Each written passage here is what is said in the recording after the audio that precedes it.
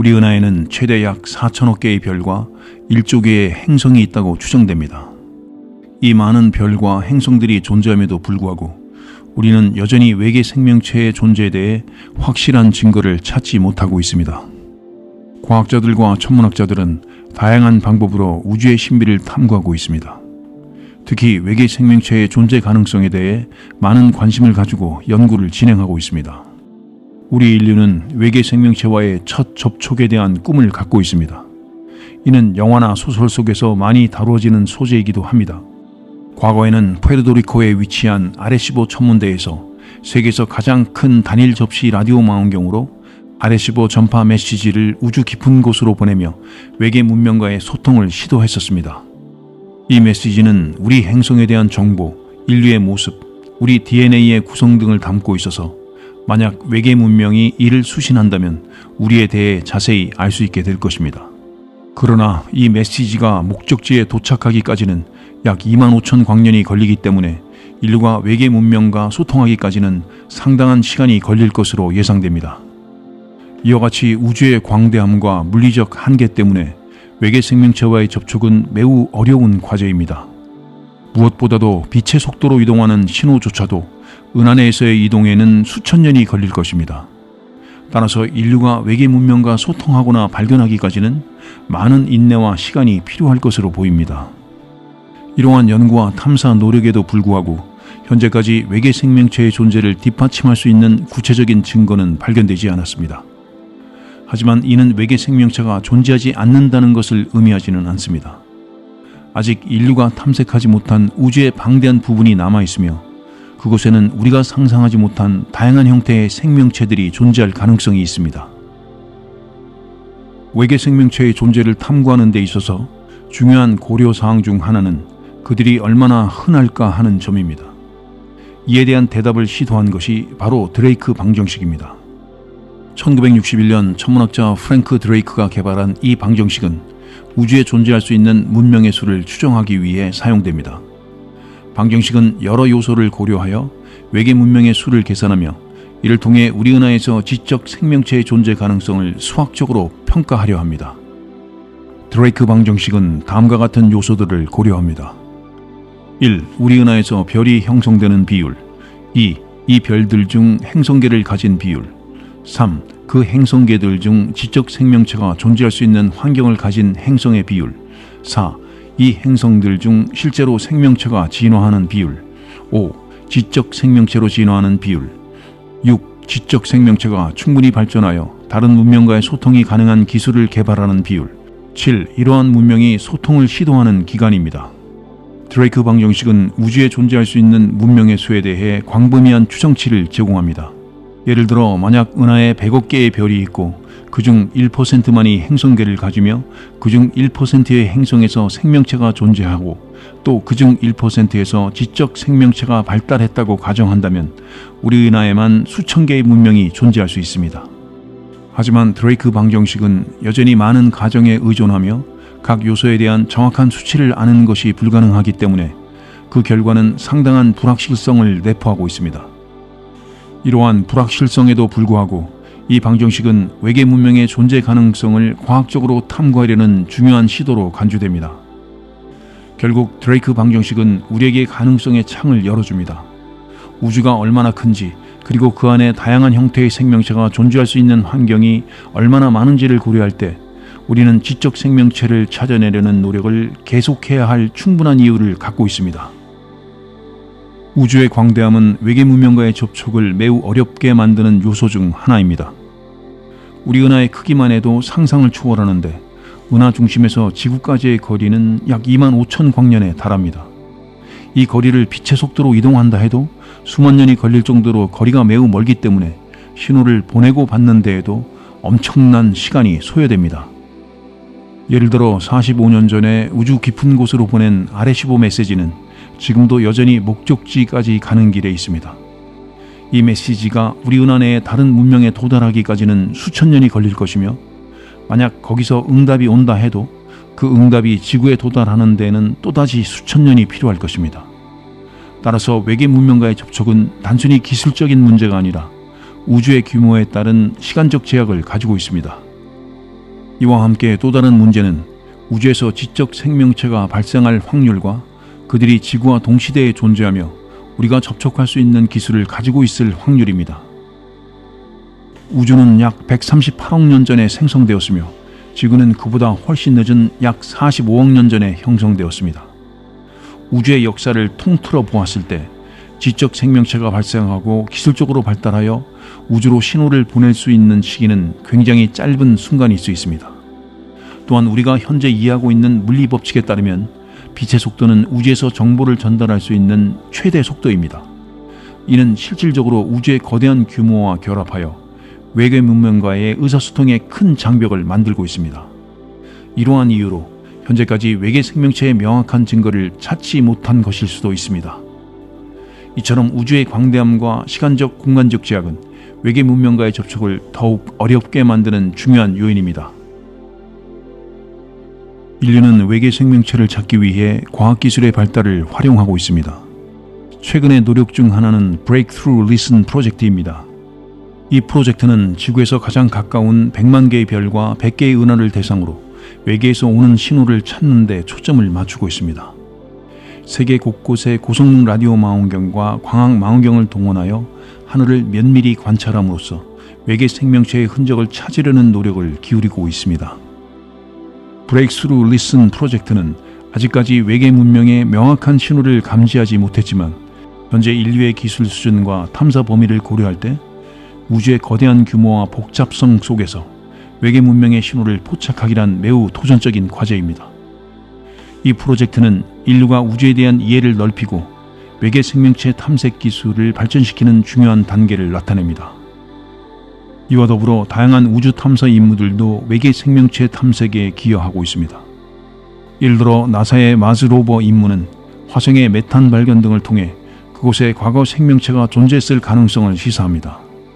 또한 허블 우주망원경과 케플러 우주망원경을 통해 발견된 수천 개의 외계 행성들은 외계 생명체의 존재에 대한 새로운 가능성을 열어주고 있습니다. 더 나아가 과학자들은 이러한 노력을 통해 우주에서 생명이 존재할 수 있는 골디락스 존 내의 행성들을 발견하고 있습니다. 이러한 행성들은 그들의 별로부터 적절한 거리에 있어 액체 상태의 물이 존재할 수 있는 환경을 제공하며 이는 생명체가 존재할 수 있는 중요한 요소입니다.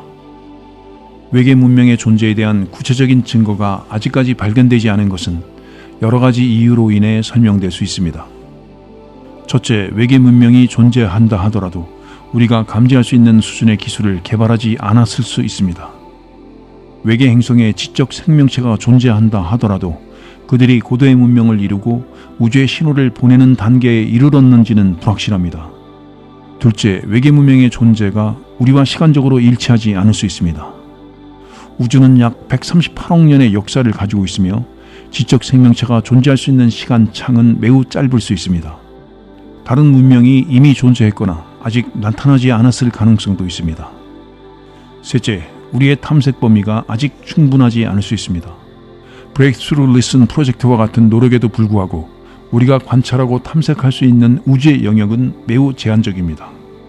우주는 광대하고 우리가 탐색할 수 있는 범위 내에서 외계 문명의 신호를 포착하기는 쉽지 않은 일입니다. 넷째, 외계 생명체가 지구와 매우 다른 형태로 존재할 수 있습니다. 우리는 지구상의 생명체를 기반으로 외계 생명체를 상상하고 탐색하는 경향이 있으나 외계 생명체는 우리의 상상과 전혀 다른 형태나 환경에서 존재할 수 있습니다. 이처럼 외계 문명의 존재에 대한 증거 부재는 다양한 요소에 의해 설명될 수 있으며 이는 인류가 외계 생명체에 대한 탐색을 계속해야 하는 중요한 이유가 됩니다. 외계 생명체의 가능한 형태와 그들이 지구를 방문할 가능성에 대한 추측은 과학과 상상력의 경계에 있습니다. 지구 외의 생명체는 어떤 모습으로 존재할 수 있을까요? 그리고 만약 존재한다면 왜 우리는 그들을 발견하지 못했을까요? 우선 외계 생명체가 우리가 알고 있는 생명의 형태와 전혀 다를 수 있습니다. 지구상의 생명체는 탄소 기반으로 이루어져 있지만 외계 생명체는 다른 화학적 구성을 가질 수 있습니다. 예를 들어 실리콘 기반 생명체나 액체 메탄 환경에서 살아가는 생명체 등은 지구상의 생명체와는 전혀 다른 형태일 것입니다.